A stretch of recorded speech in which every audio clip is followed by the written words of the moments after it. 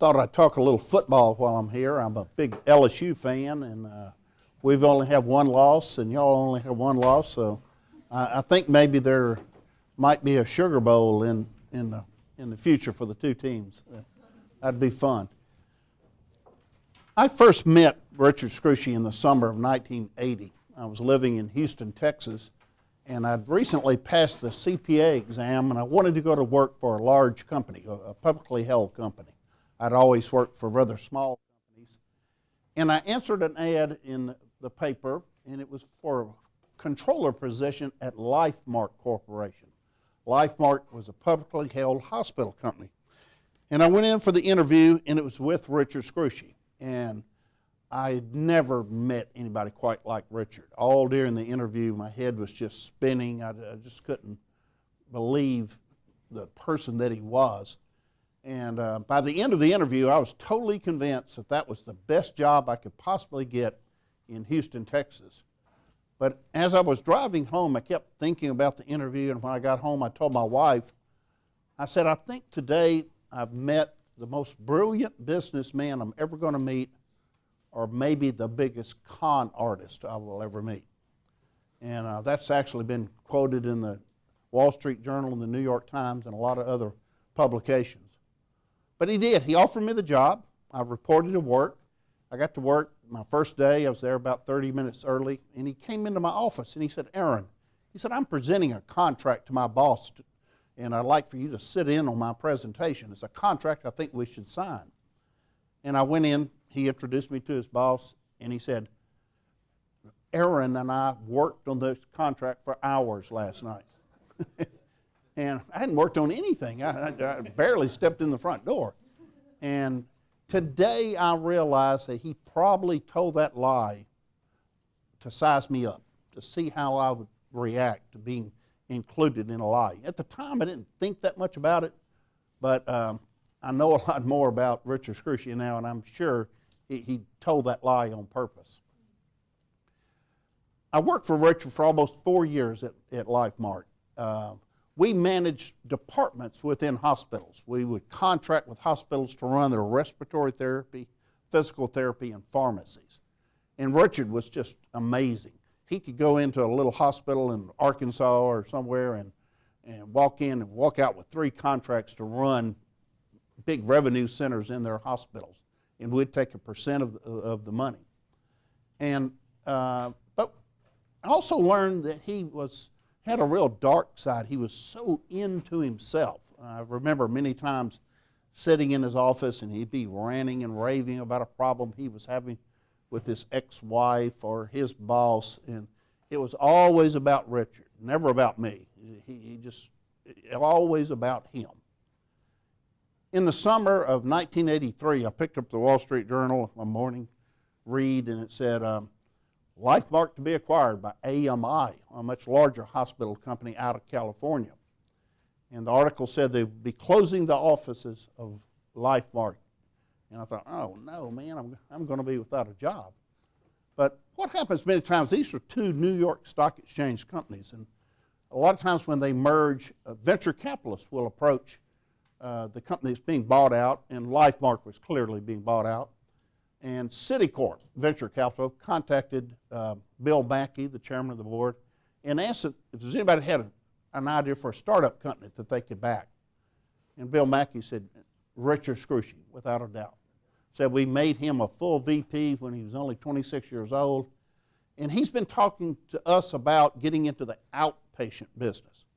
Back in the early 80s, if you had an accident or you needed physical therapy after a surgery, the physician would just keep you in the hospital as an inpatient, and you would receive your therapy as an inpatient. Even back then, the cost of health care was a big concern. Richard's concept was get the patient out of the hospital as fast as you can, certainly eliminate the room and board portion of the hospital bill, and the patient would rather go home and go back as an outpatient rather than staying in a building full of sick people.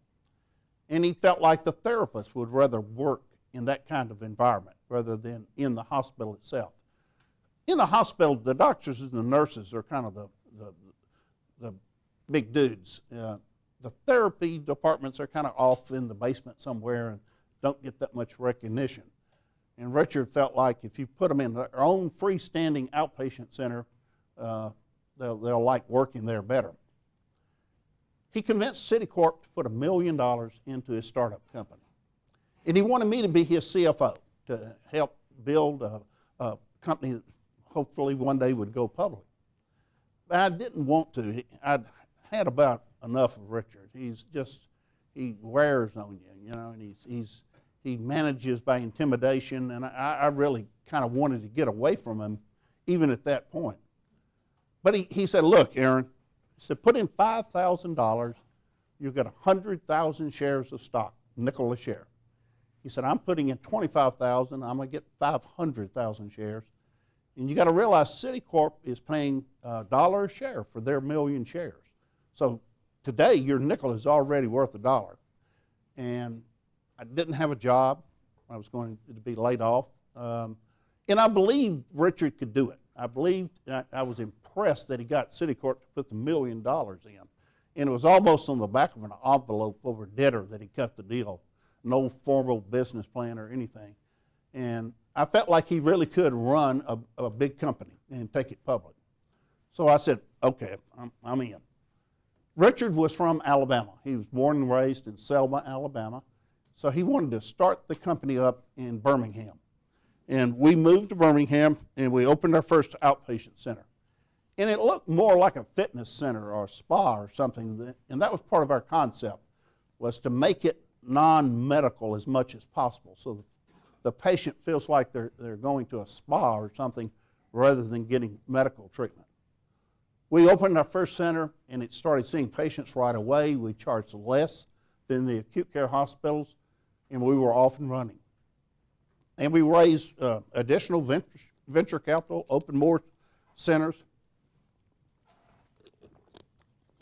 Early on, though, I came in one morning to work, probably only had maybe 15 people in the corporate office. And Richard had drawn this stick figure image up here, and he said, look, these guys are pulling the wagon. He said, a lot of you aren't really hooked up. Some of you are riding in the wagon. This guy's pulling the wagon backwards. This guy's just kind of fat and dumb and sitting on the sidelines. And he says, I need you to all pull the wagon. And he left that drawing up, and it became a kind of a company motto, to pull the wagon. And he had it reproduced, and as the years went by, it was framed, and it was in the lobby of every HealthSouth facility next to a picture of Richard Scrushy. And at the end of the year, if you were an outstanding employee, you got 100 shares of stock and a little red wagon. It was called the Pulling the Wagon Award. We discovered as we started opening these outpatient centers that there was a need for rehabilitation hospitals, specialty hospitals where you don't go for surgery, you don't go there if you're sick, you go there if you're really hurt or you've had a bad stroke and you still need nursing care, so you're inpatient in a hospital, but a rehab hospital. We also discovered that outpatient surgery was becoming a big business. Years ago, a physician would not cut on you if you were not in an acute care hospital. But as you're probably aware, things have changed, technology has changed, and a large percentage of all surgeries now are done on an outpatient basis. And we got into that business. So we really had three basic businesses: rehab, outpatient centers, hospitals, and then outpatient surgery. We started the company in 1984, and by 1986, we were talking to investment bankers about going public. And I remember very well we were meeting with bankers from Drexel Burnham.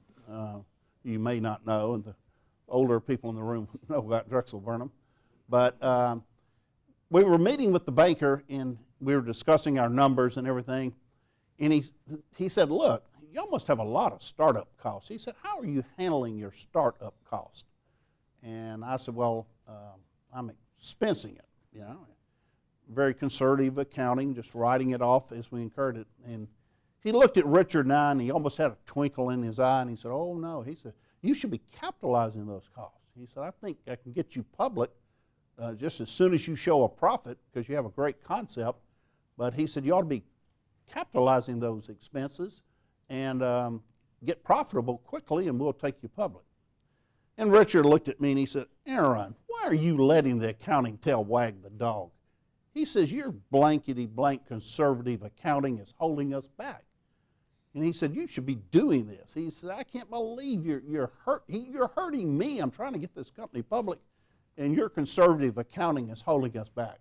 And that's kind of how Richard managed. If he could get you down, he would really beat on you, so to speak. So I restated our numbers, redid our projections, and sure enough, in the second quarter of 1986, we made a profit. And the banker said, let's go. So we went on our road show. We went to New York, Boston, Chicago, San Francisco, LA, all of the big institutional buyers in these cities. And we had our road show. We presented the stock to investors. The last road show is typically in New York City. The night before you price the stock, or the day before at a luncheon, Richard made this just outstanding presentation. And at the end of his presentation, he got a standing ovation. And the guy sitting next to me said, I've never seen anything like this. He said, normally people don't applaud to these types of presentations.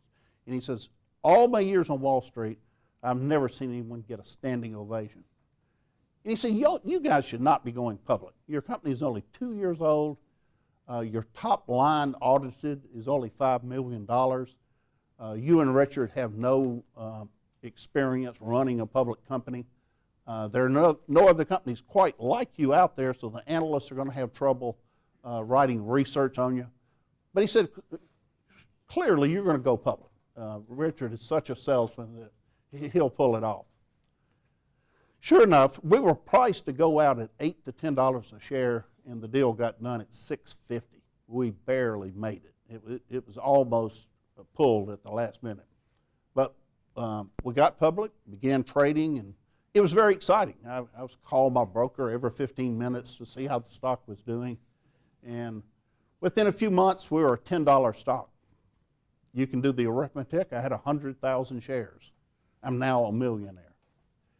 And the money changed me. As the years went by, I bought a condo in the French Quarter. I bought a beach house in Florida. Over the years, I bought $30,000 worth of these Hermes neckties. They're really good-looking neckties, you have to admit. But I went kind of crazy on that. And it certainly changed Richard. Richard's ego now was on steroids. He formed a rock and roll band called Proxy, and he began playing at company functions and even at music festivals and nightclubs, and he wanted to become a rock star. And the band didn't do that well, so he formed a country band. And he went to Nashville and he hired musicians to back him, and he actually wrote a song called Honk, if you like the honky tonk. And he sent memos out to all of our employees asking them to call the radio stations and recommend his song be played. And he was just unbelievable. He also started always carrying a gun in his briefcase. And he hired bodyguards that followed him everywhere. Even if he went to Walmart or whatever, his bodyguards would be behind him speaking into their sleeves. And he almost became kind of a Hannibal Lecter type kind of person. He even looks a little bit like Hannibal Lecter, but it was just amazing what the money did to him. In spite of all this, though, he was the darling of Wall Street. He had started a company that started an entire niche in healthcare, and everybody wanted him on their board of directors. Venture capitalists brought him other deals to invest in. He just absolutely was a darling of Wall Street. And he became very wealthy. He controlled the board of directors, so when I got 10,000 options, he got 1 million, that kind of thing. In 1995, less than 10 years after starting the company, I estimated from his publicly owned stock in HealthSouth and other companies, he was worth $600 million. And And he told the Birmingham newspaper that he wanted to be a billionaire. And he was well on his way. And he was really, that was his goal, to be as rich as he could be, to be a billionaire. HealthSouth did very well. We did lots of public offerings. About 6 companies went public in the same business we were in, and we began buying up our competitors. We did pooling of interest. We would buy their stock with our stock. And by 1995, we were the largest company in Alabama, the state of Alabama. We were operating in all 50 states. We had 50,000 employees. We were a Fortune 500 company, and I was a rock star in Birmingham. I could go into any restaurant, and people would point at me, want to talk to me. It was just amazing. And it was quite the lifestyle. We started buying jet airplanes. We had 2 Gulfstream airplanes, which are about $30 million airplanes. Many mornings, Richard and I would go to our hangar, get on our Gulfstream. We would have a stewardess cook us breakfast as we flew into Teterboro Airport, New Jersey. We'd get off the airplane. There'd be a helicopter waiting for us. We'd get on the helicopter, fly into Manhattan. There'd be a limo waiting for us. We'd go to the Plaza Hotel where Charlie Sheen hangs out and make presentations to investors and fly back home that night, never going through Atlanta or anything. It was really quite the lifestyle. Richard's obsession with being wealthy was unbelievable. And he was the one that really talked to the analysts and the investment bankers about what kind of earnings we could achieve. And he understood that his wealth was tied to Wall Street. And he would ask the analysts, what do we need to do for y'all to keep a strong buy on the stock? And they would tell him, no, you need to grow 30, 40%. And he said, we can do that. Everything was okay for the first 7, 8, 9 years. We would hit those, what he promised the street. But it got difficult. We were a big company now. There weren't as many growth opportunities, and just compound growth of 20, 30% is difficult to achieve year after year after year. So we started doing some not so good accounting. In healthcare, the biggest issue, the trick, is revenue recognition, which it is in many businesses. You have contracts with HMOs, Medicare, private companies. You have a lot of bad debt. So what you charge the patient and what you eventually collect are very different. So you have to make adjustments to that revenue to come up with a net receivable number that's a good number. As it became difficult to make our numbers, maybe we missed street estimates by a penny, we would say, well, maybe bad debts aren't 10% of revenue, they're going to be 8%. And we would change that, our basis for the accounting for bad debts. Not fraud, but certainly not good accounting. For those of you who are accounting majors, you understand you don't change your underlying accounting principles to achieve a number. You change those principles when it really dictates the circumstances to say you should. But we did it to make our numbers. Everything was fine until 1996, 10 years of being a public company. And we'd completed our second quarter, and we'd missed our numbers really badly. And the street was picking up that our days in AR were growing, our cash flow didn't seem to be what it should be. And Bill Owens, who was my chief accountant, and I just felt like we could not play with the reserves anymore. It would just be too transparent. And it was time to report a bad quarter. We went into Richard's office and we showed him the numbers and we told him. And he said, no. Have you guys lost your minds? He said, we can't do that. He said, the analysts are going to put sales on the stock. It's going to crash. We're going to be sued by stockholders. Your stock options are going to be worthless. You're not going to be the rock stars in Birmingham anymore. He said, we can't do that. And he said, you know, look, and he's cult-like. He put on his salesman hat and he said, now look, healthcare is the biggest business in the United States. We're a small part of it. He said, we can get into the acute care hospital business and become, if not the largest, one of the largest companies in the country. But he says, I can't do it if y'all screw this up by reporting these bad numbers. And he said, y'all done things to the numbers before, capitalizing costs, changing estimates. He said, there's got to be something you can do to get us past this little bump in the road. And Bill Owens, my chief accountant, who had worked for our auditors, said, Richard, he said, look, we have 1,500 general ledgers.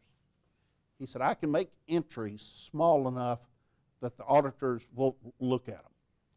And he was very clear. He said, I will be crediting revenue that doesn't exist and debiting assets that don't exist. I was intimidated by Richard. I'm ashamed to admit it, but I did not have the courage to stand up to him at that point. I knew he had a gun in his briefcase. I had seen him get so angry about small things that I could not think of causing his net worth to go down by several $100 million. And I believed in the company. We were a good company, and I wanted the party to keep going on. I'll be honest with you. I did not want to report bad numbers either. So that night, Bill Owens cooked the books. I told my wife about it when I went home, and she told me how stupid I was. And that night, of course, I couldn't sleep. I woke up the next day, and I felt like I had to put a genie back in a bottle, and of course I couldn't. And that point in my life changed. I was now living a lie. We had cooked the books. The next quarter rolls around, and we do it again. Not quite as difficult the second time. 1996 ends. I lie to the auditors when they ask their standard questions about have any entries been made or not made that should have been made. And sure enough, we got it by the auditors. It wasn't discovered. 1997 begins, and we plead with Richard to lower street expectations. And he had no part of it. He knew that once you're a high PE, high growth company, once you tell the street you're not going to keep growing, they'll put sales or at least holds on the stock rather than strong buys. So we began 1997, and it was apparent to me that we were going to have another year of cooking the books because we were in a hole. We had to get out of the hole and then grow unrealistically. During this period of time, I think it was early 1997, Richard told Bill Owens and I, he said, if we're ever caught, I will deny everything. You guys do what you want, but I'm telling you, I'm going to deny everything. Well, my life is an utter mess. I'm beginning to drink more than I should. I hate my job. I hate going to work every day. And I felt trapped. I didn't want to be a whistleblower. With Richard making that statement, I knew he would bring more lawyers, guns, and money to the party than I would. I didn't want to stay because it was not fun anymore. It was a lie. So I went to Richard, and I told him I wanted to retire. I was only 54 years old, and he said, yeah, if that's what you want to do. He said, I think you're making a mistake, but if that's what you want to do. We never talked about the fraud. I mean, Richard's very smart. You don't have to spell things out to him. So I left the company in 1997, and I moved to South Alabama, close to the coast, and as soon as I was not an insider anymore, I sold all of my stock, and I bought 25 acres of land, and I built a very nice house, and for some reason, I built a football field in my backyard. And to this date, I don't know of anyone else that built it had goalposts and everything. And and I just distanced myself from the company. I just put it out of my mind. But one day, about a year after I retired, Richard called me. He said, come to Birmingham, have lunch with me. So I went to Birmingham and went into the dining room in the corporate offices, and he said, look, Aaron, I need you to come back to work. He said, we're making our numbers fine now. He said, everything's okay. You need to come back and help me grow the company. And I told him no. I really did not want to get back into the frying pan, and I was having a lot of fun with my dogs on my football field, so I went back, and 1998 passes, 1999, 2000, 2001, 2002. But in the spring of 2003, I'm watching the evening news, and they open up with, we have a breaking story out of Birmingham, Alabama. Massive accounting fraud uncovered at HealthSouth. Billions of bogus entries have been made to the books. And I was like, God. When I first retired, every time my doorbell rang or my phone rang, I thought it was the FBI. I thought it was, But it'd been 6 years, and I wanted to believe the fraud had stopped. So I'm sure I wasn't as surprised as the average guy on the street, but I was amazed that the fraud had gone on all those years. Alice Martin, who was the attorney with the federal government out of the Northern District of Alabama, the newspaper the next day said, several people have come forward, admitted their involvement in the fraud, but there are others that are involved. And if you're one of those people, you need to come forward. And I almost thought she was going to name me by name in the paper. But my wife tried to console me and say, look, you've been gone a long time. The fraud wasn't that big when you were there. They're not going to come after you. And I said, no, I don't think so. And so I contacted an attorney, a white-collar criminal attorney, and he knew Alice Martin's people. He made some phone calls, and he called me back, and he said, oh, yeah, Mr. Beam, you need to come talk to me. So my wife and I went in, and first thing he says, do not lie to me, and do not lie to the federal government. He says, your former employees have told them you were involved. The FBI is all over that building. And if you lie, they're going to come down on you like a freight train. You need to tell the truth. By now, my wife is in tears. I'm almost in tears. And I have a kind of funny sense of humor. I asked him if he needed a check or something.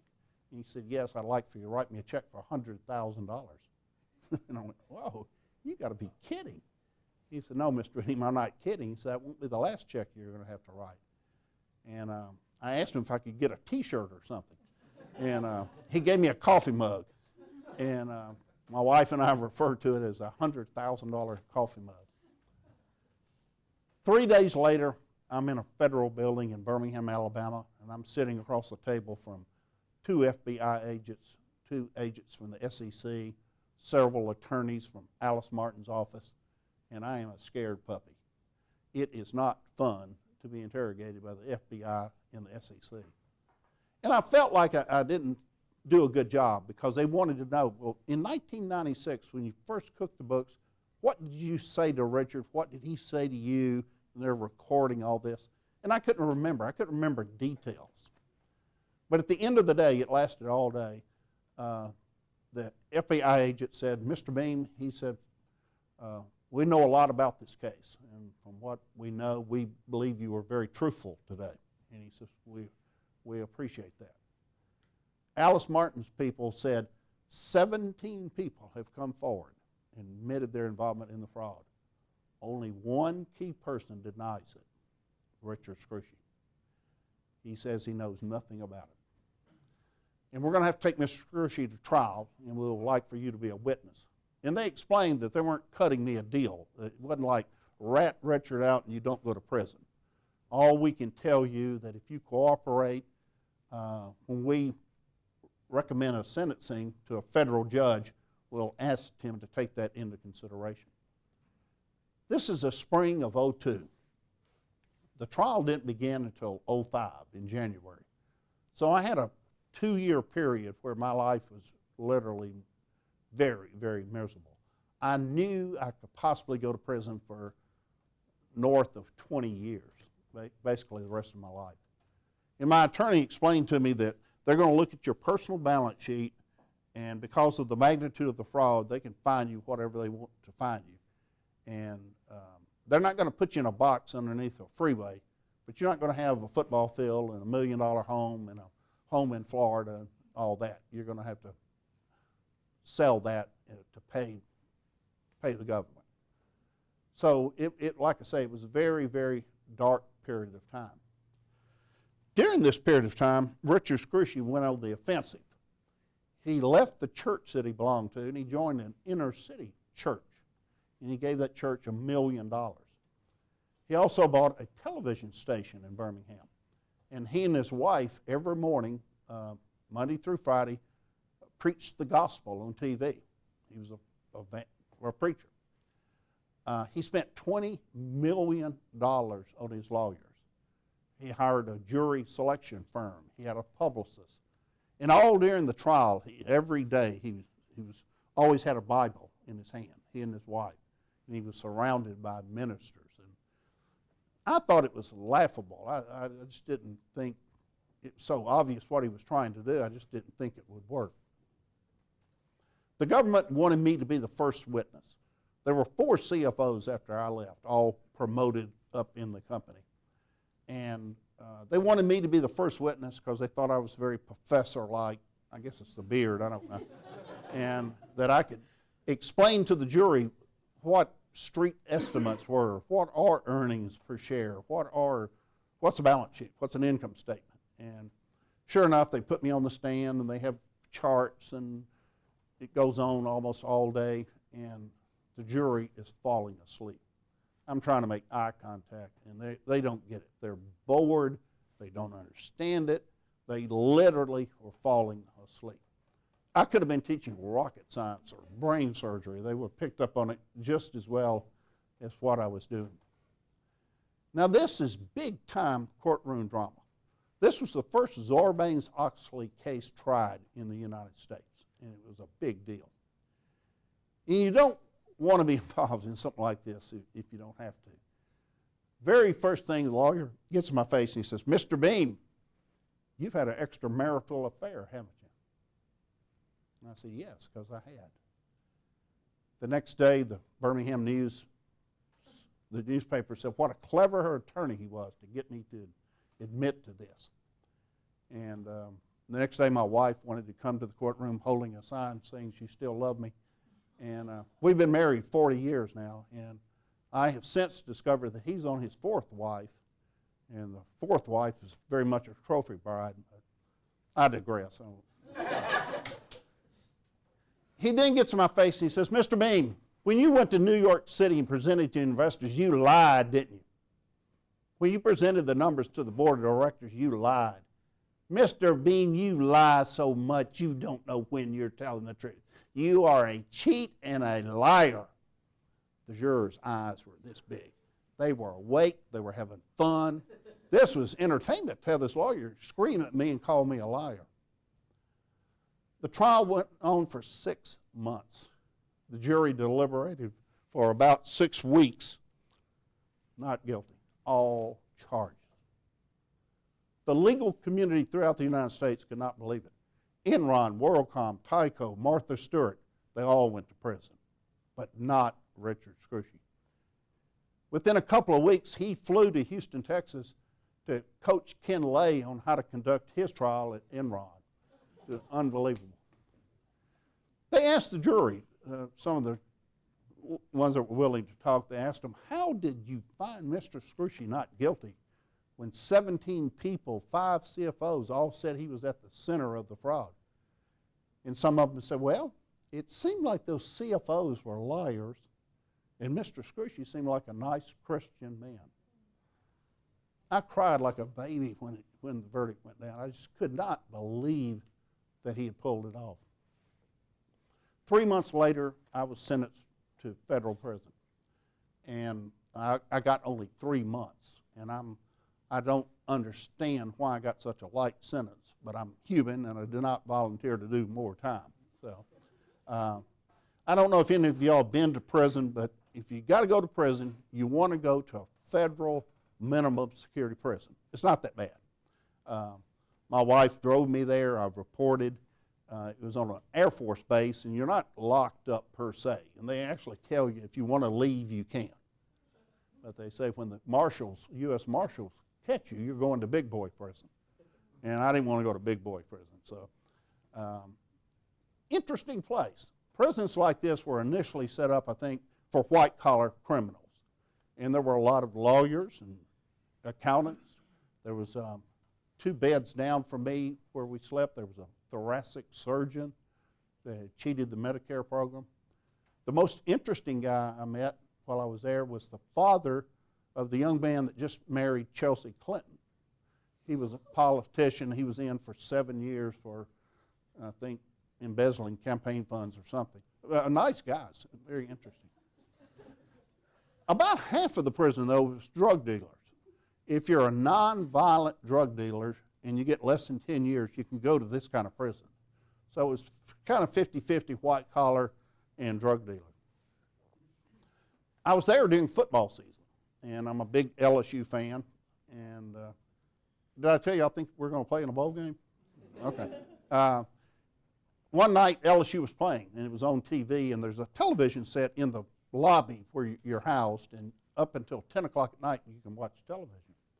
So I went in to watch the game, and there were a bunch of drug dealers, and there they were watching the Miami Hurricanes play. And they called me Pops. They said, "No, Pops, you're not watching your Tigers. We're going to watch our Canes play." And I was depressed. I went around to every barracks trying to find a TV, which you're not supposed to do, and to watch the game, and all the drug dealers had them tied up. The season ends. LSU gets an invitation to go to the Peach Bowl in Atlanta, Georgia, to play the Miami Hurricanes. So I thought, oh boy, I'm going to get to see this game. So the night before the game, 3 of these guys came to me, and they're biggest football players because they're in and out of prison. They lift weights, and they're huge. And they asked me for my shoelaces. I said, why? They said, so you won't hang yourself when Miami kicks LSU's ass tomorrow. So the game begins. It's me and 30 drug dealers from Miami. And LSU wins 40-3. And it was absolutely the most fun you could possibly have while you're in prison. The worst thing about it, there was nobody there with violence in their background. So the first night I took a shower, I looked over my shoulder, and nothing happened. But the worst part was the food. I happened to read the book Fast Food Nation while I was in there, and they talked about how the very worst grade of all food goes to prisons. And after being there about a week, I got the right to call my wife. And I called her, and I told her, I was telling her on and on how bad the food was. And she said, "Aaron, you're in prison." So I didn't complain about food anymore. I got out in February, and I'm now a felon. Do you know what the job market is like for felons? Okay, it's not good. You can imagine in today's job market, if there's a good job opening, there's got to be 30, 40, 50 people that qualify for it applying. What chance does a felon have? So I needed a job. My fines and my legal bills were well in excess of $1 million, and I had to auction off my property, and I needed a job. My wife had gone back to work. I had always liked gardening and working outdoors, and I went back to school, and I got a 2-year certificate in turf management. And for the past few years, I've been making a living mowing lawns. It's not that bad, except the heat in South Alabama during the summer is just terrible. And but when I was at HealthSouth, my salary was $500,000. I really didn't feel like I was earning that money. There were 50,000 employees out there making that money for me. But today, when I mow lawns, cut somebody's grass, and I get maybe $40 or $50 in the South Alabama heat, I feel like I've really earned that money. And it's I do sleep better now than I ever did when I was at HealthSouth. My wife is so smart. She said, "Aaron, why don't you call the dean of the business school?" Over the years, I'd given them a lot of money, and see if you could talk to the MBA students about what has happened to you. And I do like talking, so I called the dean, and the dean said, "Yeah, I think that'd be a good idea." So I went, talked to the MBA students. They had a special session for me, and it went very well. I really felt like I'd done something right, but I didn't think about doing speaking as a living, doing it for a living. Enron, WorldCom, Tyco, HealthSouth, it all faded into the woodwork. They weren't front page news anymore. But something happened. Y'all may have heard about it, the subprime debacle. We learned that millions of loans were made to people. Mortgage companies coached people how to lie on their loan applications to be able to buy a home they really couldn't afford. Wall Street took those loans, packaged them, got them rated very highly, Standard & Poor's and Moody's, and they told the investing public these were good securities. On the other side of the house, their hedge funds were shorting these securities. The real estate bubble burst. And all of a sudden, I mean, just almost overnight, you lived it. The largest insurance companies, the largest banks, the largest investment banking firms are all broke, and they're asking for a bailout. And we're in the Great Recession. Why? At the heart of it is greed and unethical business behavior. HealthSouth was bad, but this was massive. So massive that it put the whole world into a recession, the Great Recession. When Webster's first published his dictionary, he defined success as being generous, prosperous, healthy, and kind. Today, that definition is the attainment of wealth, fame, and rank.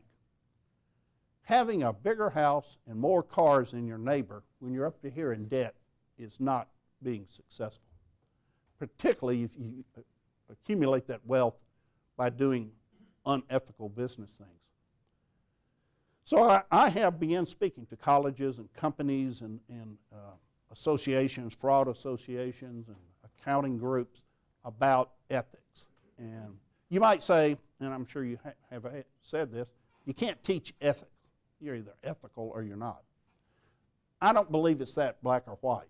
I believe it's like the pilot that landed that plane on the Hudson River. He studied every crash, every water landing, and he knew in those critical moments exactly what to do and how to bring that plane in and save those people's lives. I think today if we teach ethics at high schools, colleges, on the job, you'll be better prepared to deal with the kind of things I had to deal with. And trust me, you will, when you get out into the business world, you will face things like I faced. Maybe not as big, but you will be asked to keep sales open a little longer after the month end, maybe cut payables off a little early to help the bottom line. I think the image of the accountant with the green visor in the back room is for a large part true. The hard-charging people are in sales, they're in marketing, they're out front, they like confrontation. Accountants like to kind of be in the background and please people by keeping a nice set of books. And that hurts you. The largest turnover of executives in the United States is CFOs.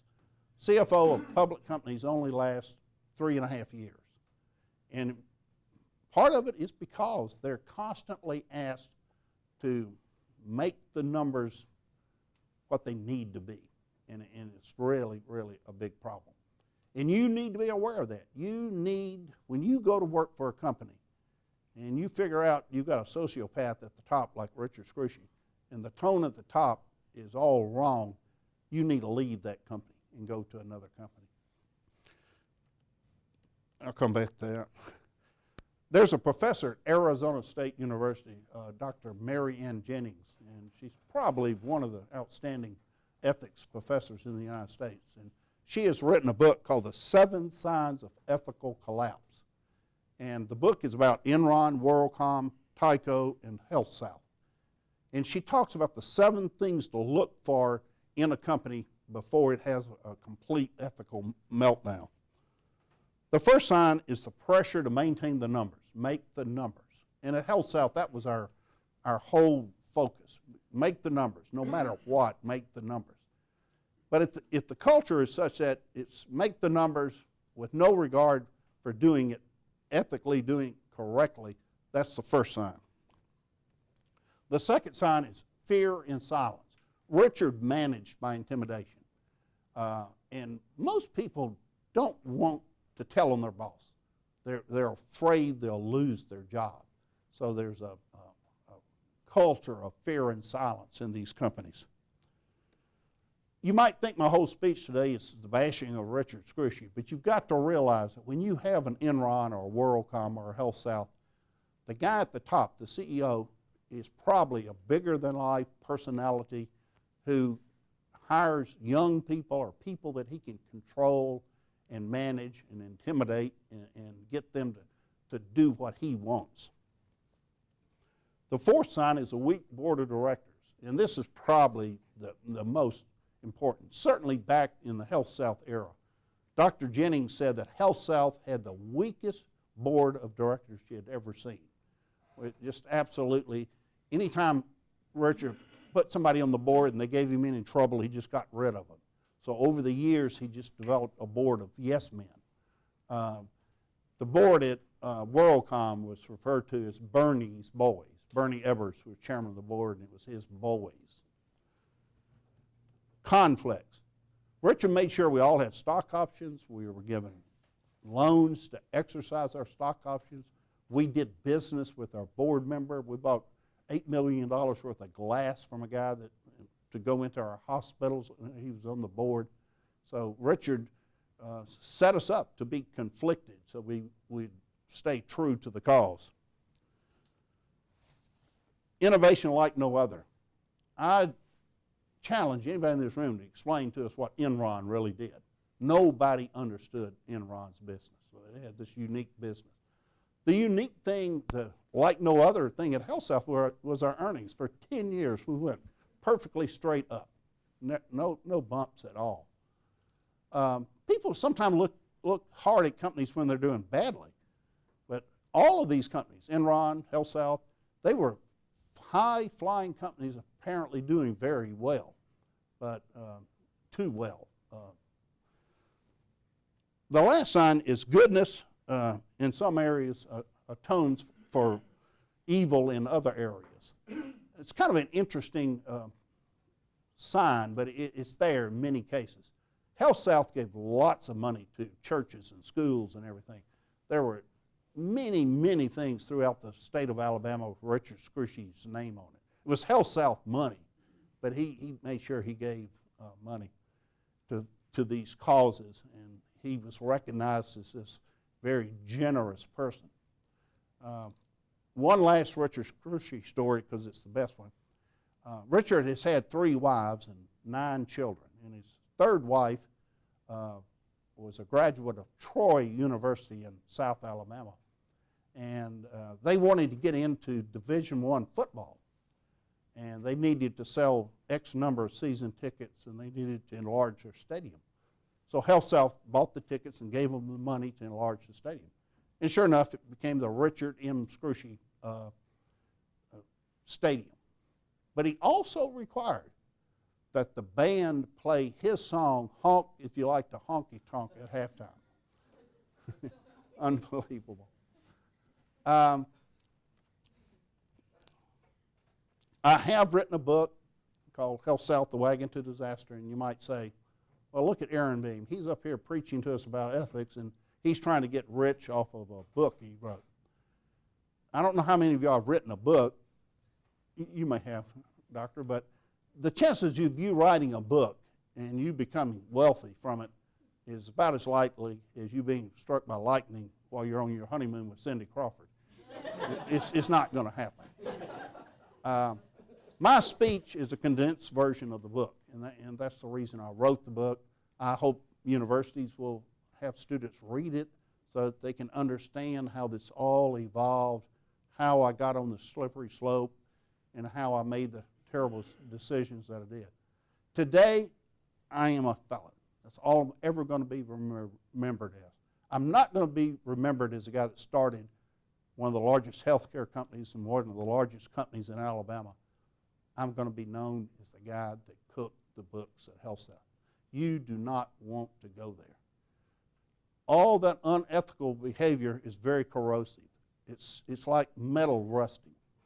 One day it rusts more and more and more, and a bridge falls down and people die. If you let yourself compromise your ethical principles, it will lead to a very bad ending. And that's the message I want to bring today. At this point, I'd like to throw it open to questions. Anybody have any questions? Yes, sir. What's your relationship like He's in prison, believe it or not. This is his mug shot when he went to prison. After the government lost the case of HealthSouth, he was indicted for bribing the governor of Alabama. The governor was running for re-election while he was at HealthSouth, and he gave the governor, or HealthSouth gave the governor, $500,000 for his campaign funds. And the federal government, Richard got appointed to a board, a CON, Certificate of Need Board, a public state position. And the federal government said this was a bribe. The legal community said this is silly. That people give politicians money all the time, and it's seldom ever considered a bribe. It's just not. Well, Richard fired up his TV show. He got the Bibles back out, got the ministers in the courtroom, and he was found guilty. And he's in a prison in Beaumont, Texas now, and he's been there for 3 years. And he's doing 7 years. I think he get 1 year knocked off. But they've asked him what is he going to do when he gets out, and he said he's going to continue preaching, and he's going to write and sing Christian music. So y'all get in line for that album when it comes out. I've had no contact with him. Don't want to. I hope he lives by the rule you can't own a gun when you're a felon. So, yeah. I'm just curious. I think you alluded to 27 of those 7. Right. But to what extent did the industry that you're in kind of help you rationalize and justify what you were doing? Well, we were in a bubble, a stock market bubble, in particularly healthcare stocks, and part of it was just like the mortgage thing is you rationalize that it's okay, because. Did you ever feel that you were going to affect patients? No, and it really didn't. Maybe toward the end it got down to patient care level, but it was pretty much in the boardroom. And the day we did it, we cooked the books. You don't think about the consequences. You don't look ahead and think, oh my God, this is going to turn out very terribly. You rationalize it. You believe you're doing the best choice. You're picking the best option by doing what you do. White-collar criminals are like that. I met an FBI agent at a conference the other day, and it's very clear. The typical criminal that holds up a bank with a gun, the money's in the bank and he wants it, okay? The white-collar criminal, though, many times rationalizes and convinces himself that what you're doing is not really bad, And if you can pull it off, what the heck? How do you put books in such a huge company? I mean, there were so many people who had control over the accounts, controllers, and so people could spot it. All of our accounting was centralized, so people sent all their financial information, payrolls, and everything was done centrally. So Bill Owens was a very smart guy, and he was able to do it. How he pulled it off for all those years, I don't know. The forensic accounting bill to clean up the books was $643 million. So there were literally hundreds of thousands of bogus entries made. How the auditors did not catch it, I don't know. I wasn't surprised that they didn't catch it the first year I was there, but how it went on. The last audited balance sheet had $300 million in cash that didn't exist. So they weren't real good auditors. Yes. You mentioned that you suggest that if someone starts at a new position and notices there's unethical behavior, they should leave. What responsibility do you feel someone has to actually report that unethical behavior?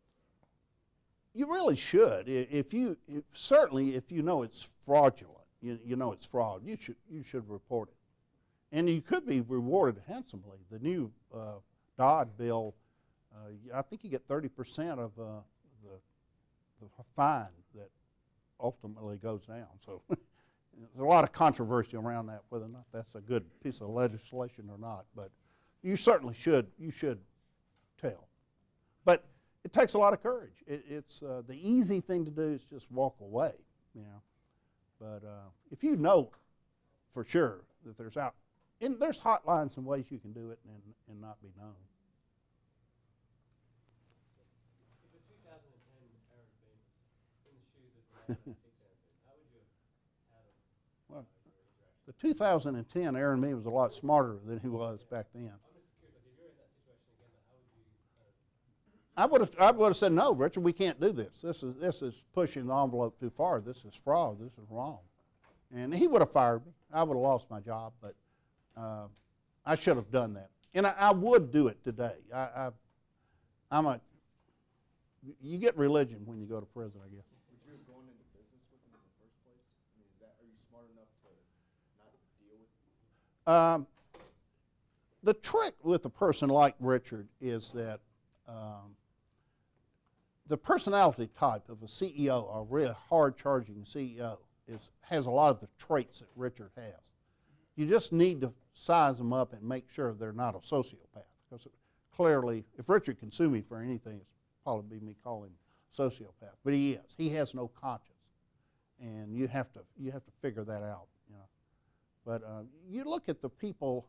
Look at Donald Trump. I mean, he loves himself. He loves being on reality TV.